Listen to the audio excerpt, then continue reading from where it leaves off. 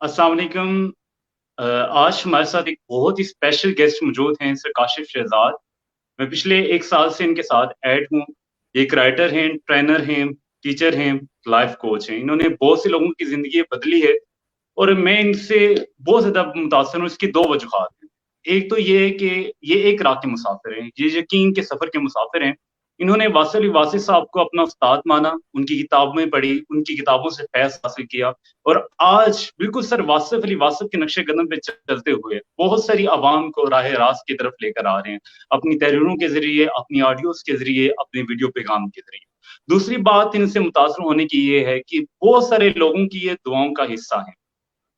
बहुत सारे स्टूडेंट्स जिनको मैं जानता हूँ, जिनसे मेरी बात हुई, उन्होंने सर काशिफ शहज़ाद के बारे में बताया और जब मेरी सर काशिफ से बात हुई, वाक़ई एक बहुत ही हम्बल इंसान हैं, बहुत ही अच्छे इंसान हैं। आज हमारे साथ सर काशिफ शहज़ाद मौजूद हैं। आइए चलते हैं उनसे लाइव इंटरव्यू करते हैं और उनकी लाइफ़ के बारे में जानते हैं कि उन्होंने कैसे अपनी ज़िंदगी का आगाज़ किया। अस्सलाम वालेकुम सर। सबसे पहले तो आपका बहुत-बहुत शुक्रिया, आपने हमें वक़्त दिया है आज अपने स्पेशल टाइम में से। जी, वालेकुम सलाम। आकिब, क्या हाल है आपका? ठीक है? जी, अल्लाह का करम ठीक-ठाक। आप सुनाएँ खैरियत से हैं, बहुत सब ठीक-ठाक शुक्रिया। हैं? अल्हम्दुलिल्लाह, बहुत शुक्रिया आकिब, आपने मुझे ये मौका दिया। आपने जो है वो अपनी लिस्ट में मेरा नाम भी रखा कि आपने जिन लोगों का इंटरव्यू देखें, इंटरव्यू बंदा उन्हीं लोगों का करता है जिनसे बंदा थोड़ा बहुत इंस्पायर होता हो या जिनसे सीखता हो कि मैं इस बंदे से पूछूँ, सवालात पूछूँ। बाकी इंटरव्यू तो ख़ैर अब कई करने वाले बन गए हैं, तो ठीक है, हर बंदा अपनी जगह पे करता है। लेकिन बहुत शुक्रिया आकिब, आपने मुझे दावत दी और मुझे इस सर काबिल ये समझा कि मेरा मैं मेरा पहला आपकी इंटरव्यू ऑडियंस है। को। मेरा पहला इंटरव्यू है, मैंने इससे पहले किसी इस तरह फॉर्मेट नहीं लिया, ना मैं उस तरह की फ़ील्ड का बंदा हूँ कि वो हर बंदे का इंटरव्यू करूँ। मैं जिनसे इंस्पायर्ड चले होता हूँ, मैं सिर्फ़ उनका इंटरव्यू करना चाहता हूँ। मैं कोशिश करूँगा कि आपकी इस इंस्पायरेशन को बरकरार रखूँ और आपका जो आगाज़ हुआ है उसको मैं अच्छा रखूँ, ताकि आप इस जो है सिलसिले को जारी रख सकें और जो अच्छी पर्सनैलिटीज़ या जो थोड़ा बहुत सिखाती हैं, आप उनसे जो है वो लोगों को भी सीखने का मौका दें, खुद भी सीखें और लोगों को भी सीखने का मौका दें। बल्कि इसमें हर बंदे की लर्निंग होती है, इसमें किसी एक साइड की लर्निंग नहीं होती, सब सीखते हैं। तो उसके लिए फिर शुक्रिया जी, कि बिल्कुल आपने सर। अपनी लिस्ट में मुझे पहले नंबर पे रखा। जज़ाकल्लाह sir, thank you so much. Sir आइए सवालात का आगाज़ करते हैं। सबसे पहला सवाल सर मेरा आपकी बुनियादी ज़िंदगी मतलब जो आपकी शुरुआत की ज़िंदगी थी, जो स्ट्रगल थी उसके बारे में कि आपने तालीम कहाँ से हासिल की, उसके बाद क्या किया या किस तरह से आपका आगाज़ हुआ? अच्छा, बुनियादी ज़िंदगी देखिए, मेरा ताल्लुक जो है वो गुजरात के साथ ही शहर है, एक बुनियादी तौर पर लाला मूसा से मेरा ताल्लुक है। मैंने अपना मैट्रिक वहीं से किया, मैंने एफएससी खारियां कैंट से की। खारियां कैंट चूँकि मेरे से 15 किलोमीटर दूसरी साइड अपोज़िट साइड पे था, वहाँ पे मैंने एफएससी की। उसके बाद मैं जो है वो लाहौर चला गया, अपना शहर छोड़ दिया। मैंने वहाँ पे कंप्यूटर साइंसेज़ में बैचलर्स किया, university of engineering and technology से। अब नाम देख लें, नाम तो बड़ा है, लेकिन हम छोटे से बंदे उधर लाला मूसा के उधर पहुंच गए। तो वहां से मैंने बैचलर्स इन कंप्यूटर साइंस किया। उसके बाद जी मुझे मेरे अब्बू का ख्वाब था कि मेरा बेटा मास्टर्स अच्छा, करे, बाहर से करे। तो अपना तो उस वक्त माशाअल्लाह, कोई ख्वाब नहीं था, सीधी सी बात है। अपना हमने बैचलर्स किया, सही। ना कोई विजन था, ना कोई गोल था, ना कोई डायरेक्शन थी, ना कोई गाइडेंस थी। कुछ कोई कोई पता नहीं था क्या करना है। I was the first son in my family who got up and who intended to study abroad or who intended to study bachelor's even, क्योंकि मेरा सारा जो माशाअल्लाह। है फैमिली वो कारोबारी है। सारे कहते हैं जी जब आप पढ़ लिया, बस मैट्रिक कर लिया, एफए कर लिया, आप कारोबार में आ जाएं। तो मेरा ऐसा कोई रुझान नहीं था। मैंने कहा चलें, अब्बू भी कह रहे हैं तो मुझे भी थोड़ा बहुत पढ़ना चाहिए। तो मास्टर्स फिर मैं उसके लिए मैंने बाहर अप्लाई किया। मैंने लंदन में मेरा एडमिशन हुआ, वहाँ पे मैंने मास्टर्स किया।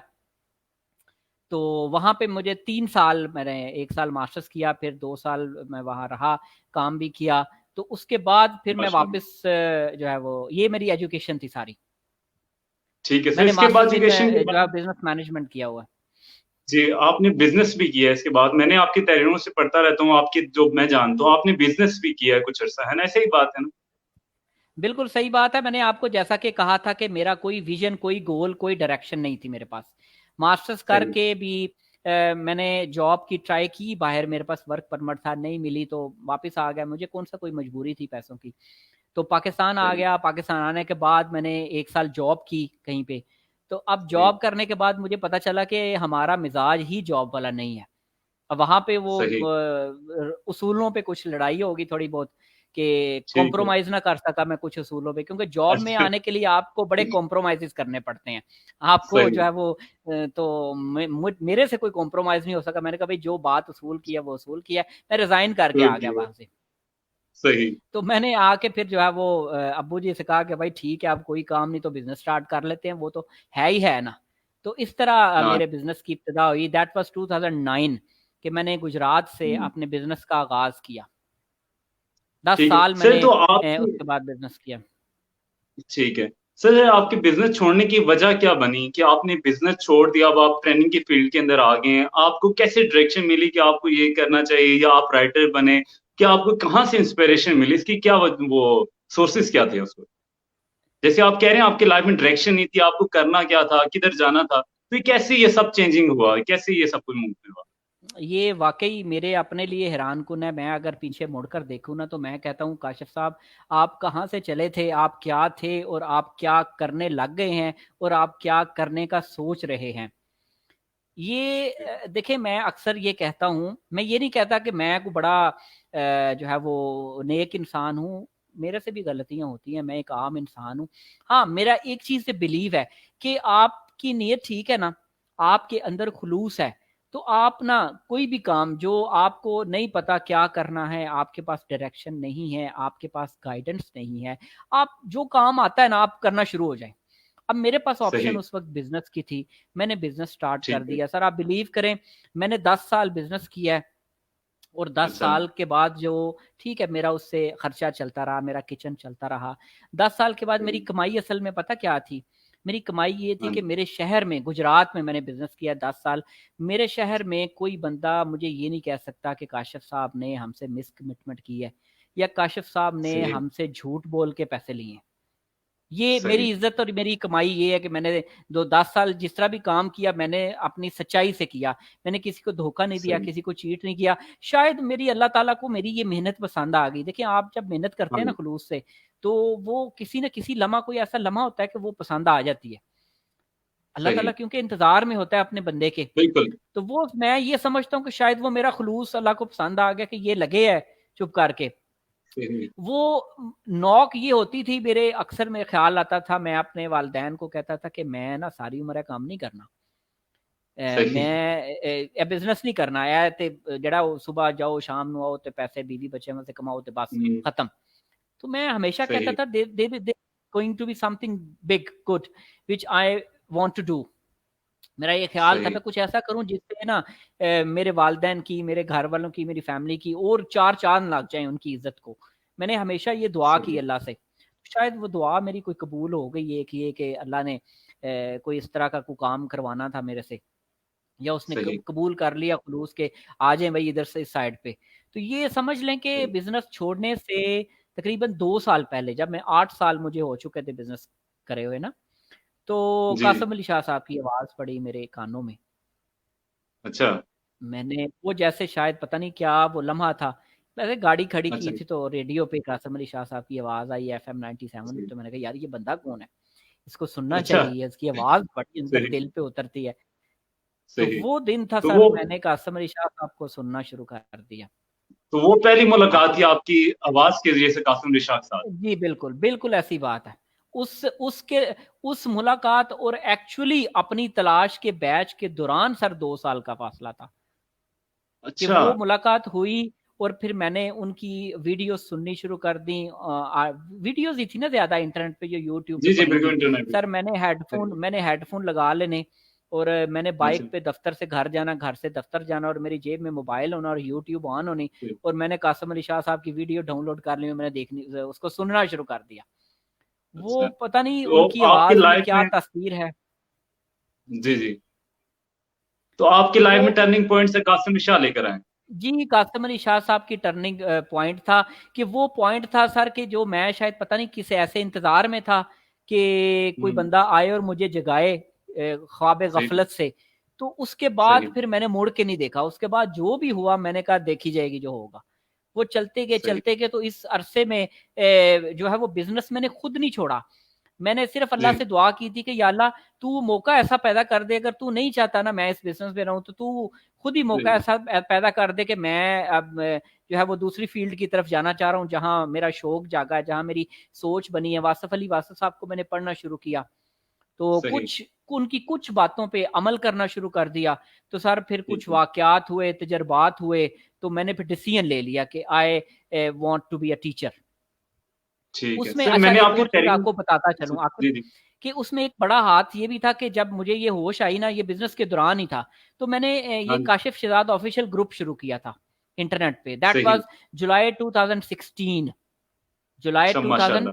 2016। 16 वहाँ से जब मैंने थोड़ा बहुत लिखना शुरू किया ना, तो मुझे हाँ थोड़ी-थोड़ी, जी, थोड़ी-थोड़ी एप्रिसिएशन मिलनी शुरू हुई, तो मुझे ये रियलाइज़ हुआ कि लो जी काशिफ़ साहब तुसी होर भी कुछ कर सकते हो, सिर्फ़ तुसी सही, कारोबार नहीं कर सकते। तो तब से फिर सही। मैंने उसी वही काशिफ़ शहज़ाद ऑफ़िशियल और ये ग्रुप ही बेस बना मेरी एकेडमी के डिसीज़न का। फिर मैंने माशाल्लाह, अपनी माशाल्लाह। एकेडमी स्टार्ट की।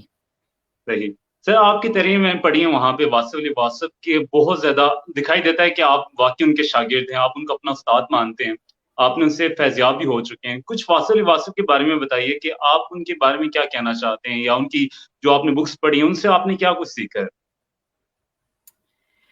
आपने उस्ताद मेरे का नाम लिया तो मेरी आँखों में आँसू निकल आते हैं, आपने उस्ताद का नाम सुन के, कि वासिफ़ अली वासफ़ साहब के बारे में क्या कहूँ मैं, कि वो एक बंदा होता है वली। जी, तो वो वो वली तो होता है कि जो अल्लाह का बंदा होता है, बड़ी मेहनत करता है, तज़किया नफ्स करता है, तो फिर उसकी हाँ जी, बात में, उसके अंदाज़ में तअसीर पैदा हो जाती है। वासफ़ साहब को मैं कहता हूँ वो वली साज़ हैं, कि वो वलियों जैसे बंदे सही। पैदा कर देते हैं। उन्होंने किए हैं अपने पैदा कर दौर में देते हैं। और आज तक वो कर रहे हैं। उनकी तहरीर, उनकी जो है वो बहुत बड़ी सोच को एक जुमले में कैद करना, और उसको जब मैंने पढ़ा ना, सही। तो वो हाँ जी, मेरी सोच की गिरें खुलना शुरू हो गई। तो मैंने कहा अच्छा सही। मैं इधर फँसा हुआ था। तो मैं उनके बारे में यही कहूँगा कि अगर वो मुझे ज़िंदगी में मिलते तो शायद मैं इतना फ़ैज़-याब ना होता जितना मैंने उनके अफ़कार को पढ़ा, उनकी किताबों को पढ़ा, उनकी किताब गुफ्तगू मैंने काफ़ी पढ़ी। उनकी 35 अच्छा, बुक्स हैं, तो मेरा ख़्याल है मैं समझ लें कि 15-16 ही पढ़ सका, आगे हिम्मत नहीं हुई मेरी पढ़ने की। माशाअल्लाह 15-16 आप पढ़ चुके हैं? 35 उनकी, हाँ, प प 15 पढ़ी तो हाँ जी, तभी तो 35 मेरी हालत मेरी हालत इस तरह की हो गई, तो मैं आगे नहीं पढ़ सका। लेकिन ये है कि चलो, क्योंकि उसमें से इतनी बातें थी, देखिए आप कुछ उठा लेना, उस पे अमल करना शुरू कर दें, तो ये हो नहीं सकता आपकी ज़िंदगी में तब्दीली ना आए। मैंने जिन-जिन लोगों सही। को वासफ़ साहब को पढ़ते देखा है ना, मैंने ये ऑब्ज़र्व हाँ जी, किया है, मैंने जिन-जिन लोगों को वासफ़ साहब को पढ़ते देखा है, मैंने उनकी ज़िंदगी तब्दील होते देखी है। मैंने उनके मिज़ाज में एक ठहराव देखा है, एक अजीब-सा ठहराव, जो एक आम बंदे में नहीं है। तो आप इससे अंदाज़ा लगा लें कि वासफ़ साहब क्या हस्ती है, जो 92 में इस दुनिया से चले गए हैं। लेकिन आज तक वो एक सही। सोच का फैज़ जो है ना, वो उनके अफ़कार के थ्रू आज भी ज़िंदा है, बल्कि पहले से ज़्यादा ज़िंदा हो गया है। सही बात है सर, आप सही कह रहे हैं। मैंने भी सर की बुक्स पढ़ी हैं, बहुत इंस्पायरिंग बुक्स थी जो मैंने 6 कुतुब पढ़ी हैं उनकी। सर तो अब आपसे मैं पूछना चाहता हूँ जो आपका लाइफ़ के बारे में, ज़िंदगी के बारे में क्या ख़्याल है कि ज़िंदगी क्या चीज़ है? इंसान जो हम कर रहे हैं ये सब कुछ क्या है? क्यों है इस तरह? देखिए, जो वासफ़ साहब को पढ़ने के बाद मुझे जो आइडिया हुआ ना, मैंने कहा हाँ जी, यार ज़िंदगी 60 साल की है, 20 साल वैसे ही बड़े होते गुज़र जाते हैं, अगले 20 साल शादी, बच्चे और काम, 40, और 40 के बाद फिर आगे जो है वो अपनी औलाद की फ़िक्रें और लड़ाई, और अपने वालिदैन, ये वो, बस घर मकाया, शादी की, घर बनाया, और यही फ़िक्रें हैं, बस ख़त्म हो गई। तो वासफ़ साहब को पढ़ने के बाद मुझे अपनी फ़िक्रों की सिमत मिली, कि सही, आपको ज़िंदगी में कुछ ऐसी चीज़ें हैं जिनकी फ़िक्र करना ज़रूरी है, कुछ ऐसी ऐसी चीज़ें हैं जिनकी फ़िक्र करना ज़रूरी नहीं है। हम लोग ज़िंदगी को सही, गैर ज़रूरी फ़िक्रों में गुज़ार देते हैं। सही, उसकी फ़िक्र, बच्चों की फ़िक्र, बहन-भाइयों की फ़िक्र, घर की फ़िक्र, शादी की फ़िक्र। यार इससे ज़्यादा इम्पोर्टेंट है कि आप ज़िंदगी में किसी ऐसे काम की फ़िक्र कर लें, जिसके बाद ये सारी चीज़ें तो आपको मिलनी ही मिलनी है। शादी भी होनी नहीं, है, सही, आपको घर भी मिलेगा इंशाल्लाह। आप कुछ काम, कोई ऐसा काम कर ढूँढ लें, कोई ऐसा बड़ा मकसद बना लें, कोई फ़िक्र बना लें कि या अल्लाह तू मुझे तौफ़ीक दे, मैंने लोगों के लिए कुछ करना है। मैंने सिर्फ़ अपनी सही, ज़ात और अपने बीवी-बच्चों के लिए नहीं कुछ करना, बाकी सब के लिए कुछ ना है। मैं समझता हूँ कि ज़िंदगी गुज़ारने के 2 ही तरीके हैं मेनली आकिब, कि जी, या जी, तो आप सिर्फ़ फ़िक्र को अपनी ज़ात तक महदूद कर लें, ठीक सही, है? अपनी ज़ात तक महदूद जी, कर लें, अपने बीवी-बच्चों तक महदूद कर लें, और चुप करके अपना कारोबार करें, पैसे कमाएं, आपके घर आलीशान हो, आपके घर हर किस्म की चीज अवेलेबल हो खाने के लिए, ठीक है, एक तो जिंदगी सही। की ये रूटीन है। और आप लोगों को कहें जी खबरदार मेरे नजदीक आए, मेरे जिंदगी के अपने रूल्स हैं, मेरी गाड़ी है, मेरा घर है, मेरे बच्चे हैं सारे, मतलब आप ठीक है पैसे भी कमा रहे हैं। दूसरी अप्रोच ये है ठीक है। कि आप ना अपने अंदर, जाहिर से नहीं, अपने अंदर एक फिक्र पाल लें कि या अल्लाह मैंने ना लोगों के लिए कुछ करना है। तो सही। आपको खुद ब खुद आपकी सोच वसी होती जाएगी। जब तक आप अपने सही। आप में रहेंगे, आपकी सोच नहीं वसी होगी।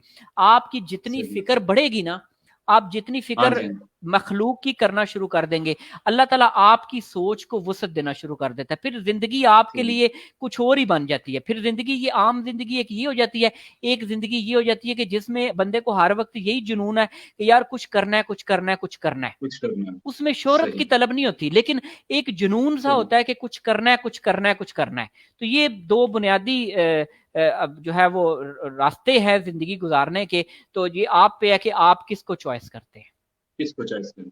सर मैं एक और सवाल है कि अल्लाह और इंसान का जो ताल्लुक है, इसके बारे में आप क्या कहना चाहें? आपकी रूहानियत पे बहुत सारी बातें जो मैंने पढ़ी हैं, तो मैं जानना चाहता हूँ कि अल्लाह और इंसान का जो ताल्लुक है, इसके बारे में आप क्या कहें? आज का इंसान जो है अल्लाह से बहुत दूर हो चुका है। हम बहुत ज़्यादा अल्लाह से जो है दूर होते जा रहे हैं। हमने सोशल मीडिया को जब से आया हुआ तब से तो हमारा ताल्लुक ही खत्म हो चुका है। हम ज़्यादातर साइंटिफिकली वो हो चुके हैं, ठीक है? अल्लाह पे हमारा बिलीव नहीं रहा उस तरह से। हमारा वो यकीन नहीं रहा। आज के ज़्यादातर मसाइल भी हमारी इस वजह से हैं। तो आप इस बारे में क्या कहना चाहते देखिए, इस बारे में मैं ये कहूँगा कि अल्लाह ताला पे यकीन, पहली बात है कि अल्लाह ताला और इंसान का राब्ता एक प्राइवेट चीज़ है, इसको पब्लिकली हम लोग डिस्कस नहीं कर सकते। हाँ, कुछ बातें हैं? हैं मैं वो ज़रूर करना चाहूँगा। आपका हुँ, अल्लाह ताला से अपना राब्ता है, मेरा अपना राब्ता है। जो ठीक है। दौलत कमा के अमीर बन गया उसका अपना राब्ता है, जो गरीब है उसका अपना सही। राब्ता है। हर बंदे का अपना राब्ता है। अगर आप ये कहें कि सही। आज के दौर में राब्ता नहीं रहा, राब्ता आज भी है इंसानों का अल्लाह से। हाँ, सही। यकीन ना मिलना ये एक बदकिस्मती है। यकीन का चले जाना, बदगुमानियों का बढ़ जाना, सुकून का गायब सही। हो जाना, ये अल्लाह से कम राब्ते की दलील है। और मैं ये समझता हूँ कि आज जो दौर चल रहा है इसमें हम ये कह ही नहीं सकते कि अगर एक बंदा चोरी कर रहा है तो वो अल्लाह से दूर है। हो सकता है वो शाम को उसकी ठीक। कैफियत ऐसी हो जाए कि वो अल्लाह के करीब हो जाए, हुँ, लेकिन सुबह फिर उस पे सही। नफ्स गालब आ जाए, वो दोबारा चोरी करने सही। के लिए, चोर भी कहता है या अल्लाह तू मेरी मदद करी, मैं चोरी करन चलना ते मेरे मैं रिज़्क अपने बच्चों में से कमाना सही। है ते मेरी मदद करी। चोर भी अल्लाह ताला से सही मदद है। माँगता है। तो सही आप है। ये कह नहीं सकते कि जी चोर का अल्लाह से राब्ता नहीं है। हाँ जी। राब्ता होता चोर का नहीं। भी है। सही है। देखिए, अल्लाह ताला को सही है। याद हर बंदा करता है। अब वो नफ्स में इतना डूबा हुआ है कि उसको ये नहीं पता कि अल्लाह से मैं क्या माँगूँ? देखिए, क्या अल्लाह माँगू? ताला से राब्ता लोग करते हैं, कहते हैं या अल्लाह सानू गड्डी दे दे। लोग राब्ता करते हैं ये या अल्लाह बात सानू महबूब दे दे, या अल्लाह सानू ए शादी करा दे, या अल्लाह सानू अमीर कर दे। ये राब्ता ही है ना अल्लाह ताला से। इसको आप क्या ये कहेंगे? बात है, सही बात है, आप सही कह रहे हैं। लेकिन सही कह रहे हैं उस आप। राब्ते का जवाब आना, इस राब्ते की तासीर बनना, ये जो है ये तब बनती है जब आप दुनियावी ख्वाहिशात को पीछे करके अल्लाह से अल्लाह को मांगते हैं, अल्लाह का फजल मांगते हैं। आप कहते हैं कि या अल्लाह तू जो मेरे हक में बेहतर है वो कर दे। इसके लिए आपको सब्र के रास्ते पे चलना पड़ता है। इसके लिए सही। आपको अपनी ख्वाहिशात पे कंट्रोल करना पड़ता है, अपनी मर्जी पे सही। कंट्रोल करना पड़ता है। तब जाके आपके और अल्लाह के दरमियान एक लाइन सीधी होती है। फिर आपको जवाब भी आता है, फिर आपको मुशाहिदा भी होता है, आपको यकीन भी मिलता है। लेकिन पहली शर्त सही। ये है कि आपको सब्र और तहम्मुल के रास्ते पे चलना पड़ता है। उसके बाद फिर अगला सही। सफर शुरू होता है। मतलब अपने नफ्स को मारना पड़ता है, अपनी ख्वाहिशात पे काबू पाना पड़ता है। बिल्कुल। सही। तो सर आज मैं आपसे तकरीबन 20 मिनट हो चुके हैं, तो मैं आज चाहता हूँ कि आप यहाँ भी क्लोज़ करते हैं ताकि इसके बाद हम इंशाअल्लाह ये सिलसिला जारी रखेंगे। तो आप आज की यूथ को क्या पैगाम देना चाहते हैं? क्या आप मैसेज देना चाहते हैं, जो आज की यंग जनरेशन है? देखिए, इसमें मैसेज मेरे लिए मैं यही देना चाहूँगा कि ज़िंदगी के पैटर्न को समझें। आपके 60 साल की एज है, 60 साल में से आपके 20 साल सो के गुज़र जाते हैं, आपके 10 साल सही। पढ़ाई में गुज़र जाते हैं, आपके बाकी 10-15 साल जो है वो जॉब करने में या काम करने में गुज़र जाते हैं। पीछे कितने साल रह जाते हैं एन्जॉय करने में। तो आप इंसान ना एक लाइन की बेस पे एक सोच, सिर्फ एक सोच होती है जी, मैं अपना मकान बनाना है।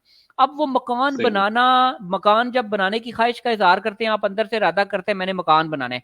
अब वो आप उसमें खो गए हैं, उस रुझान में।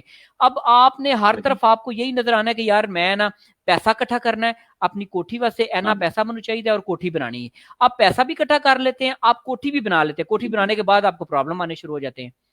तो जी। अगर आप इसी तरह आप जो है वो कोई बड़ा मकसद आप अपनी जिंदगी में ये करें कि या अल्लाह तू मुझे तौफीक दे, मैं कोई ऐसा काम करूं जिससे मेरा भी भला हो और लोगों का भी भला हो। तो आप सही। जिंदगी के पैटर्न को समझें, अपनी जिंदगी के जो डॉट्स हैं उनको मिलाएं। देखें आपकी जिंदगी के 7 से 10 साल बड़े इंपॉर्टेंट होते हैं। आप सही। शऊर आने से पहले आप नेक नीति से काम करें, आप जो है वो खुलूस से काम करें। और जो ही शऊर आपको मिलेगा ना, शऊर मिलता है 25 साल की उम्र में जी जी। मिलता है, 30 साल की उम्र ठीक में है। मिलता है, 35 साल की उम्र में मिलता है। विजडम टूथ उसकी निशानी होती है किसी हद तक आपको सही। शऊर मिलने की। विजडम टूथ कहते हैं आपकी जो अकल दाढ़, जिसको हमारे बड़े नाम देते हैं, लेकिन सही। इसका ठीक। बताते कोई नहीं कि इसको अकल दाढ़ क्यों कहते हैं। अकल दाढ़ शऊर की निशानी अच्छा। होती है। अब शऊर आपको सही। मिलना है, तो आप शऊर आने से पहले अपनी नीयत को सही रखें। शऊर आए तो आपको चीजों का एहसास होता है, जिंदगी का एहसास होता है, उस वक्त अच्छा मकसद रख लें, सब्र के रास्ते पे चलें। जो जो काम रास्ते में आते हैं उसको आप करते जाएं, उसको आप रोके ना। सही। कोई नहीं समझ आ रहा तो करते जाएं, लेकिन आप जब तक नेक नीयत और पुरखलूस हैं तो आपको डेफिनेटली वेकअप कॉल आएगी और आप वो कॉल उठाएंगे और आप उस तरफ चले जाएंगे। इस चीज की कोई सही। गारंटी नहीं जी मैं आपको लगा दूं, आप किसी को लगा दें। आप इंतजार करें, बस सब्र करें, काम करें, मेहनत से दिल से काम करें। इंशाल्लाह आपको वेकअप कॉल भी आएगी, आपको रास्ता भी मिलेगा, आपको गोल भी मिलेगा। इट इज नेवर टू जी। लेट। 40 साल, पचास सही। साल it is never too late. ठीक हो सही। गया। जी सही है। Thank you so much sir, आपने हमें अपना कीमती टाइम में से टाइम दिया, वक्त दिया है आज। तो इंशाल्लाह हम आपका दोबारा किसी दिन फिर करेंगे इंटरव्यू। तो थैंक यू सो मच। अल्लाह ताला आपकी बहुत इज्जत शुक्रिया। और आबरू में मजीद इजाफा करे, आपके लिए आसानियां पैदा करे और आपको ऐसे ही लोगों की जिंदगियां आसान आप बनाते रहें। Thank you so much. जज़ाकल्लाह खैर।